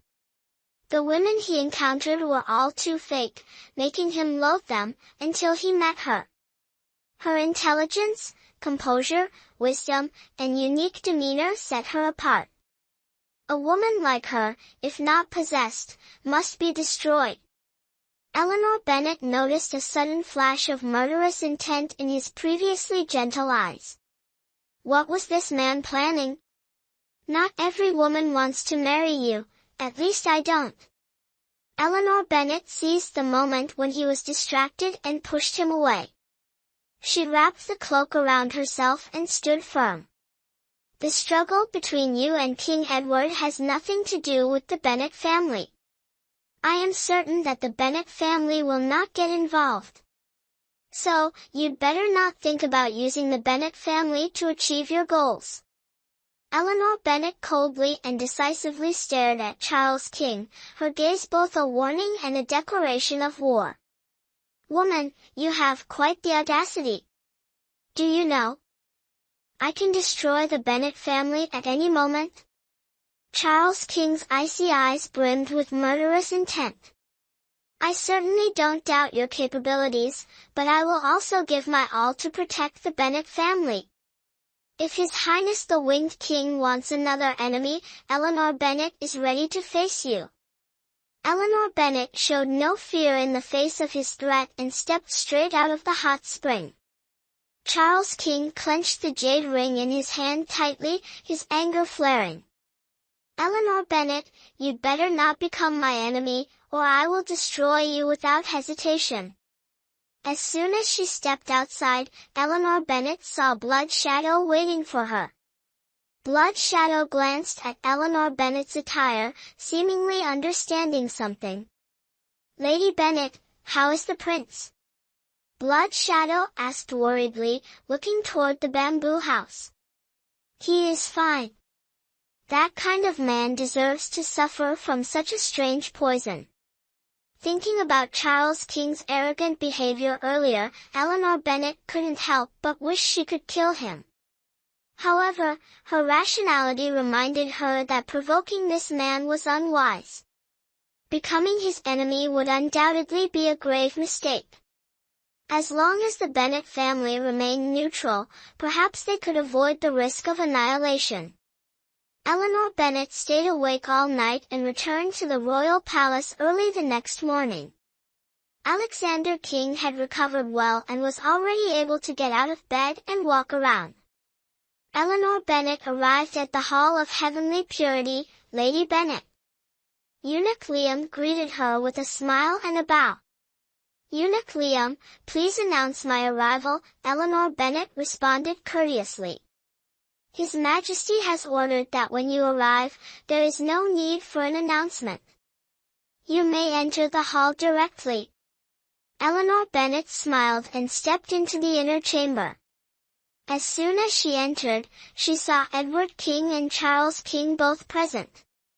The two men glanced at Eleanor Bennet simultaneously before quickly averting their gazes. "Eleanor Bennet greets His Majesty." Eleanor Bennet knelt down to pay her respects. "Eleanor Bennet, you may rise." Alexander King seemed to be in a very good mood today, smiling warmly. "Father, today Megan Bennet has excused herself from court due to illness. With the upcoming imperial examination, someone needs to oversee it. I seek your guidance on whom to appoint." Edward King glanced at Eleanor Bennet calmly. "Was Arthur Bennet's illness intentional at this time? Is Arthur Bennet ill?" Alexander King turned to ask Eleanor Bennet. "Your Majesty, a few days ago when I returned home, my father was still in good health." Eleanor Bennet appeared completely unaware. "Arthur Bennet is a pillar of the nation. Eleanor Bennet, perhaps you could pay him a visit and check on him." Alexander King smiled warmly. "Your Majesty, today I must attend to your massage therapy, so it's inconvenient for me. May I trouble Imperial Physician Zhang to make the trip instead?" No one expected Eleanor Bennet to find an excuse to decline. "Very well." Alexander King understood that Eleanor Bennet was avoiding suspicion and couldn't help but admire her cleverness. If Arthur Bennet is indeed ill, the imperial examination will be overseen by Minister Page. Alexander King instructed Edward King. "Your son obeys the order." Third son, regarding the situation in Kamjo, has that rebellious son confessed his crimes yet? Alexander King mentioned David King, his anger barely restrained. "Your Majesty, the Crown Prince requests an audience." Edward King recalled David King in the dungeon. Could it be that he truly holds leverage against the Duke of Stirling? "Humph. I understand. You may leave now." Alexander King gestured for Edward King to withdraw. "Your son takes his leave." Edward King glanced at Charles King with resentment. In their father's eyes, no matter how outstanding he was, he never received recognition, not even a fleeting glance. Eleanor Bennet noticed the jealousy in Edward King's eyes but couldn't comprehend why, despite being siblings, there was such a stark difference in treatment. "Eleanor Bennet, I grant you permission to visit Arthur Bennet today." Since you understand the importance of avoiding suspicion, I must uphold propriety. Alexander King observed Eleanor Bennet's distracted demeanor, assuming she was concerned about Arthur Bennet's health. Your Majesty, I humbly thank you for your grace. Eleanor Bennet, slightly startled, quickly knelt to express her gratitude, her face showing a hint of confusion. Charles, how has your health been lately? Alexander King looked at Charles King sitting not far away, his gaze filled with affection. It's still the same. I've made father worry again. Charles King replied calmly. I truly feel ashamed before your mother. Alexander King sighed with guilt. This is my fate, father. Please don't blame yourself. Charles King comforted him. Where did the cold poison in Charles King's body come from? Why did it cause Alexander King so much sorrow? Eleanor Bennet couldn't help but feel puzzled. Father, I have a request to make. Charles King glanced at Eleanor Bennet, a mysterious smile appearing on his face. That look caught Eleanor Bennet's attention, giving her an uneasy feeling.